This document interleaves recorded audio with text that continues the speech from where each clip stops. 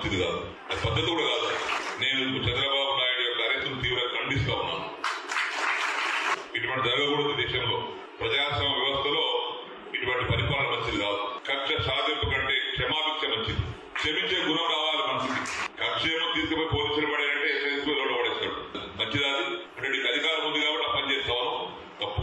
తెలుసో తెలియక కొంత పొరపాటు జరుగుతాయి. మన్నించాలి, క్షమించాలి, ఇంకోసారి చేయకుండా బెదిరియాలి. నేను తెలంగాణలో ఒక మా స్పీకర్ గారు కావాలా మా అనుకుంటాను శ్రీనివాస్ రెడ్డి గారు, పోచారం శ్రీనివాస్ రెడ్డి, ఆయన వచ్చి చేసినా సరే చూసినా సరే తప్పు వదిలేయాలి. ఒక రాజ్యాంగ పదవిలో ఉన్న వ్యక్తి ఆ రకంగా ఈజీగా ఒక మాజీ మంత్రిగా చేసిన వ్యక్తి వచ్చి మాట్లాడడం అనేది సంబంధించి కాదు. ఆయన మాటను తీవ్రంగా ఖండిస్తున్నాం. ఆయన ఒకసారి వెళ్ళి వాళ్ళ ముఖ్యమంత్రి గారిని కేసీఆర్ గారిని అడగమనండి, ఏమండి ఇలాంటి తప్పులు చేస్తే మనం వదిలివచ్చా, వాళ్ళ మీద చర్య తీసుకోకూడదా, డౌట్ ఆఫ్ బెనిఫిట్ కింద విడిచిపెట్టి మీద దోచు తిని వచ్చా అధికారం ఉన్నప్పుడు అని చెప్పి అడగమనండి. పెద్ద అయింది తప్పు కదా అలాంటి మాటలు మాట్లాడటం.